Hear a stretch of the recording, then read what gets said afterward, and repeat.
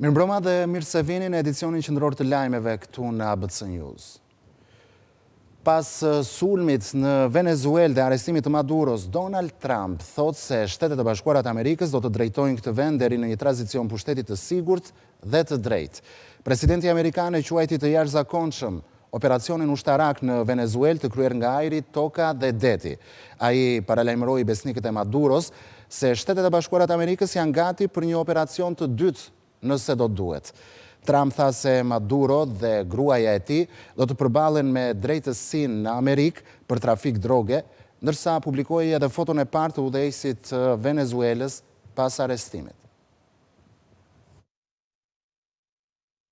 Personi që po shihni në ekran është Nicolas Maduro, presidenti i Venezuelës, i cili u arrestua në orët e para të mëngjesit të kësaj të shtune në operacionin e forcave ushtarake amerikane brenda territorit të këtij shteti. Me syze të cilat se lën të shikojë dhe kufjet mëdha për të mos dëgjuar asgjë, presidenti venezuelian shihet i prangosur me vetëm një shishe ujë në dorë në anjen ushtarake amerikane Iwo Jima. Fotoja u publikua nga presidenti amerikan Donald Trump, i cili nga rezidenca e tij në Mar-a-Lago në një konferencë të jashtëzakonshme për shtyp, deklaroi se Shtetet e Bashkuara do të udhëheqin përkohësisht Venezuelën deri në një tranzicion paqësor. Ne do ta drejtojmë Venezuelën deri në momentin kur atje do të jetë mundur të kemi një tranzicion të sigurt dhe të mençur. Nuk duam të lejojmë përfshirjen e dikujt tjetër që kërkon thjesht të vinë në pushtet dhe të kemi të njëjtën situatë që kemi patur në vitet e shkuara. Ne do ta drejtojmë këtë shtet derisa atje të jetë i mundur një tranzicion i sigurt, i duhur dhe i mençur. Ne duam paqe, liri dhe drejtësi për popullin e madh të Venezuelës.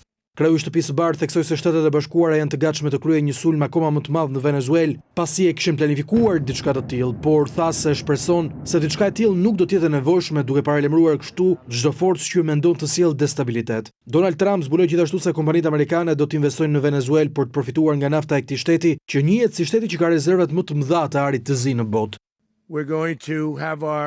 Do t'i bëjmë kompanitë amerikane kompanitë më të mëdha të naftës në botë. Kompanitë tona do të investojnë duke shpenzuar miliarda dollar për të rregulluar infrastrukturën e dëmtuar rënd të naftës në Venezuelë, duke filluar kështu të fitojmë para për vendin.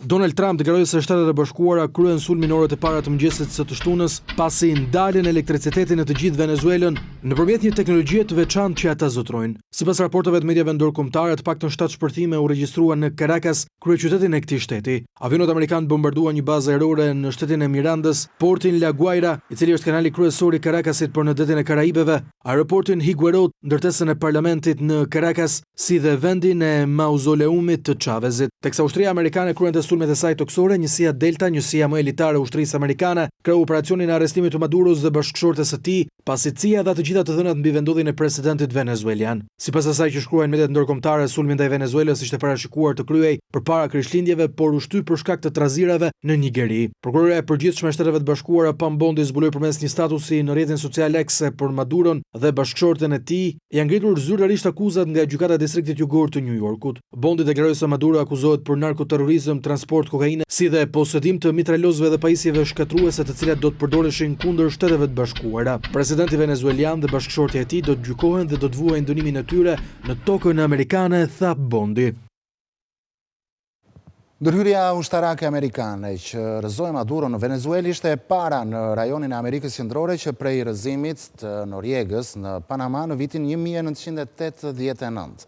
Shtetet e Bashkuara të Amerikës nuk e kishin njohur kur legitimitetin e udhëheqësit të Venezuelës, që u rikonfirmua një vit më parë në pushtet pas zgjedhjeve të quajtura as pak të rregullta dhe të lira.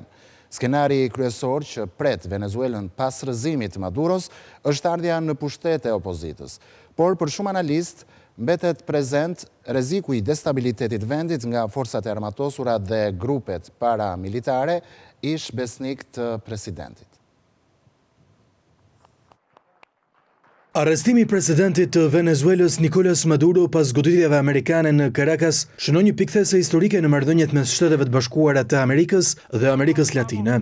Media britanike BBC, e cila në një analist publikuar këtë të shtunë përpiqet të deshifrojë të ardhmen e këtij kombi, shkruan se Shtetet e Bashkuara nuk kishin kryer një ndërhyrje kaq të drejtë për drejtë ushtarake në rajon që prej vitit 1989 kur pushtuan Panaman për të rrëzuar liderin ushtarak të asaj kohe, Manuel Noriega. Largimi i Maduros nga pushteti në Venezuelë, siç pretendon presidenti amerikan Donald Trump, do të perceptohet si një fitore e madhe për krahun më tash për brenda administratës amerikane, disa prej të cilëve kanë mbështetur hapur nevojën për ndryshimin e regjimit në Caracas. Shtetet e Bashkuara akuzojnë Nicolas Maduron si drejtues të një organizate kriminale të trafikut të drogës, akuza të cilat ai mohon kategorikisht. Washingtoni nuk e njeh atë si president legjitim të Venezuelës, duke argumentuar se zgjedhja e tij në vitin 2024 nuk ishte një proces zgjedhor as i lirë dhe as i ndershëm. Nga ana tjetër, qeveria e Caracasit ka akuzuar vazhdimisht Shtetet e Bashkuara se synojnë të përvetësojnë rezervat të mëdha të naftës së Venezuelës, të konsideruara si më të mëdha në botë. Ajo që mbetet realisht e paqartë është se çfarë do të ndodhë brenda Venezuelës pas rrëzimit të Maduros dhe se kush do të qeverisë këtë vend. Mbështetësit e ndërhyrjes amerikane pretendojnë se ky zhvillim do t'i hap rrugën opozitës për të marrë pushtetin në drejtimin e fitueses së çmimit Nobel për paqe, Maria Corina Machado, ose kandidatit e opozitës në zgjedhjet e vitit 2024, Edmundo González, i cili është larguar nga vendi.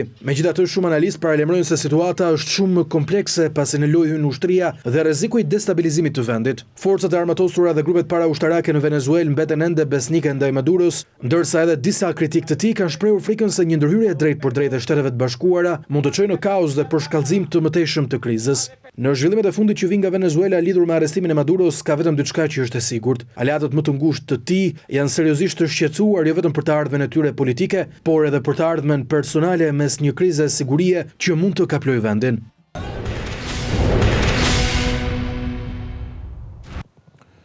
Prindrit që kanë fëmijë nën 18 vjeç do të rimbursohen me 48.000 lekë në vit për çdo fëmijë pas plotësimit të deklaratës individuale vjetore të ardhurave DIVA, afati për të cilën është deri në fund të muajit mars.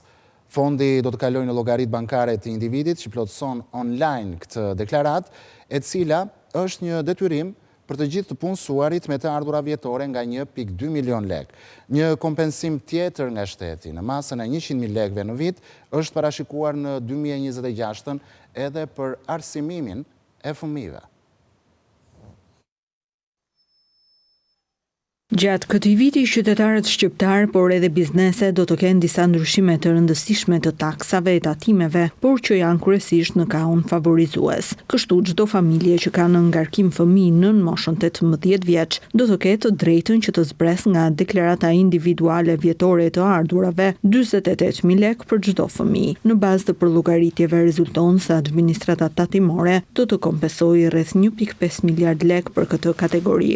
Po ashtu, ligji parashikon edhe një tjetër kompensim për fëmijët në shumën 100.000 lekë në vit, vetëm për qëllim arsimi. Kushti është që të ardhurat e prindërve të jenë më të ulta se 1.2 milion lekë në vit, por që të përfitohet ky kompensim, prindëri duhet të kenë ruajtur faturat e shkollës apo të kurseve për arsimim. Po ashtu, një nismë më shumë e rëndësishme është edhe zerimi i borxheve 10 vite të vjetra për bizneset. Nga përllogaritjet rezulton se këto borxhe arrin në vlerën e 1 miliard eurove, ndërkohë detyrimet e prapambetura të krijuara vitet e fundit do të falen nëse paguhet një pjesë e tyre dhe në total vlera e borxheve që do të falen përllogaritet në mbi 2 miliardë euro. Po ashtu nga janari në vend ka nisur edhe rivlerësimi i pasurive. Kjo nënkupton që çdo qytetar që ka për të shitur një banesë do t'i paguajë shtetit vetëm 5% tatim fitim nga 15% që është aktualisht. Një masë e rëndësishme është ndërmarrë edhe për uljen e përdorimit të parave kesh në ekonomi. Qytetarët nuk do të lejohen që të bëjnë pagesa më të larta se 500.000 lekë në muaj me para kesh, ndërsa për bizneset lejohet deri në 1.000 euro. Euro ka prekur nivelet më të ulta të regjistruara në kursin e këmbimit me lekun. Sipas Bankës Shqipërisë, një euro po këmbet me 96.7 lekë, rënje ndikuar nga kthimi i emigrantëve për festa që kanë shtuar sasinë e eurove në qarkullim. Për të mbajtur stabil kursin, Banka e Shqipërisë ka vendosur të blerë 350 deri në 450 milion euro këtë vit, ose 100 milion euro më shumë se sa në vitin 2025. Moneda europiane vijon të mbetet e dobët përballë lekut edhe në nisje të këtij viti. Sipas kursit zyrtar të Bankës së Shqipërisë, moneda europiane po këmbehet me 96.77 lek, një prej niveleve më të ulta të regjistruara ndonjëherë. Banka e Shqipërisë planifikon që të tërheqë deri në 450 milion euro nga tregu gjatë vitit 2026. Ajo do të shtojë ndërhyrjet ku sipas kalendarit të publikuar pritet që të tërhiqen rreth 100 milion euro më shumë se sa planifikimi për vitin 2025. Ndërhyrjet do të kryhen për efekt të rezervës valutore, por edhe me qëllim stabilizimin e kursit të këmbimit. Në total janë rreth 26 ankande që janë planifikuar. Pjesa më e madhe e të cilave planifikohet të realizohen gjatë verës, ku edhe qarkullimi i monedës europiane është më i madh, i lidhur kryesisht me turistët e huaj. Ndërkohë nga të dhënat e deri tanishme, Banka Qendrore rezulton se ka kryer blerje të konsiderueshme të valutës edhe gjatë vitit 2025 dhe deri në fund të 9 mujorit këto blerje arritën në vlerën e 800 milion eurove, por pavarësisht kësaj kursi euro-lek vijoi që të mbetet i dobët. Nëse bëjmë një krahasim me të njëjtën periudhë të një viti më parë, moneda europiane ka apësuar një dobësi me gati 2 pikë pasi këmbehej me rreth 98.46 lek. Kundrejt së njëjtës datë të vitit të kaluar, kursi euro-lek rezulton në rënje me 2.1%. Kjo situatë sipas agjentëve të këmbimit valutor ka ardhur pasi në ditët e fundit në treg ka qarkulluar sasi e shtuar e valutës së huaj, çka përfaqëson një tendencë pak a shumë të zakonshme sezonale. Kjo ndikohet më së shumti nga kthimi i emigrantëve për festat e fundvitit, duke sjellë më shumë të ardhura pranë familjeve të tyre, por edhe si pasojë e prurjeve nga turistët.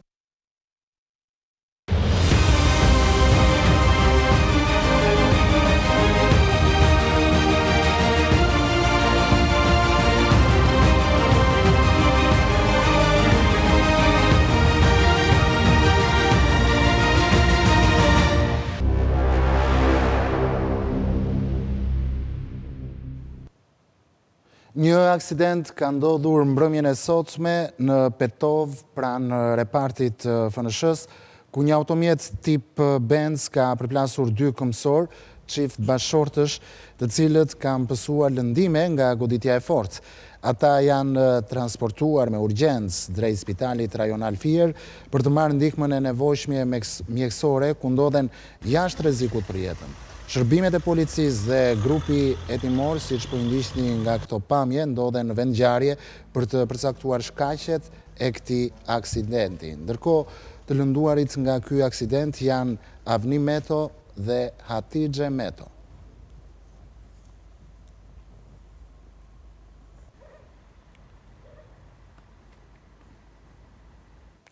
Mirë, do flasim për të tjera zhvillime. Sot, rreshjet e Borës në disa zona ja kanë lënë vendin shiut, qarkullimi në vend vijon pa probleme në të gjitha akset kombëtare, ndërsa mjetet borpastruese janë në teren. Autoriteti rrugor shqiptar u bën thirrje drejtuesve të mjeteve të bëjnë kujdes dhe të pajisen me goma dimërore nëse udhëtojnë në zona malore. Pas ditëve me diell e temperatura të acarta në ndërrimin e viteve, vendi është pushtuar nga rreshjet.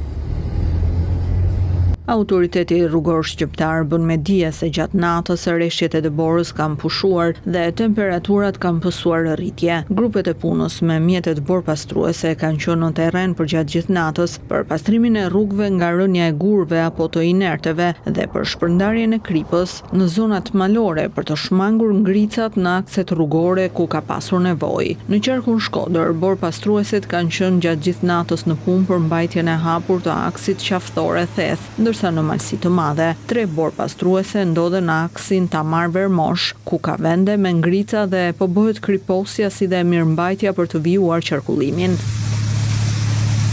Pavarësisht vështirësive, qarkullimi po vijon normalisht në të gjitha akset kombëtare rrugore. Autoriteti rrugor shqiptar u bën apel drejtuesve të mjeteve që të bëjnë kujdes, të pajisen me goma dimërore dhe zinxhir kur udhëtojnë për në zonat malore me prezencë dëbore.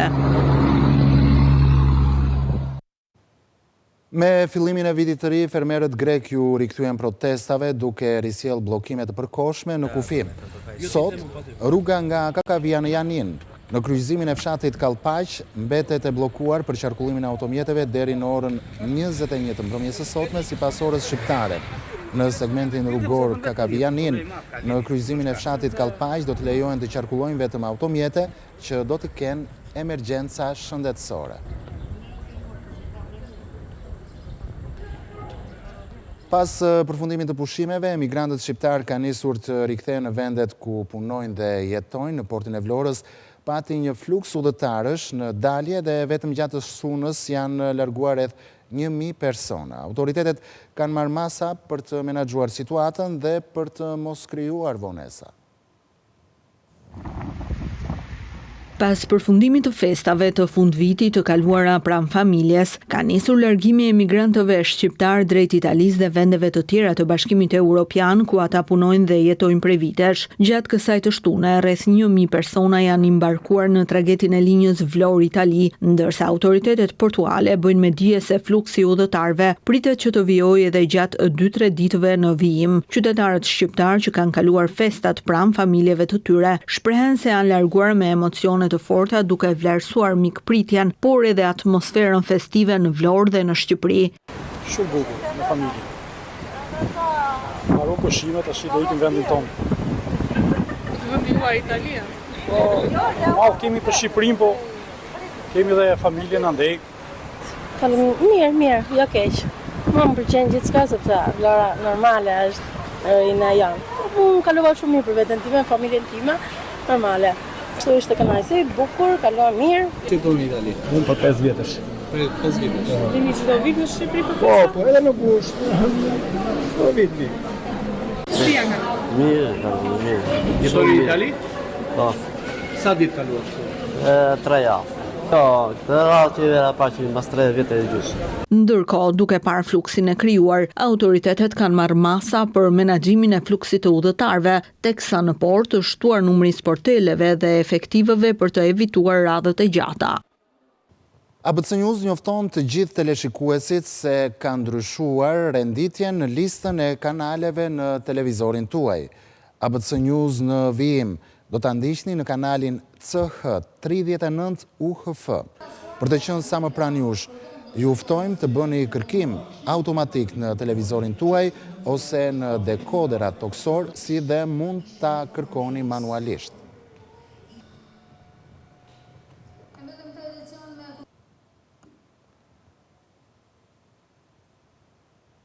Ndërsa për të lexuar të gjitha lajmet në kohë reale, ju mund të klikoni në adresën tonë zyrtare në internet, abcnews.al, si dhe mund të na dëgjoni po në kohë reale në frekuencën e radios ABC 105 FM. Faleminderit që na ndonjët bashkë, mirupafshim.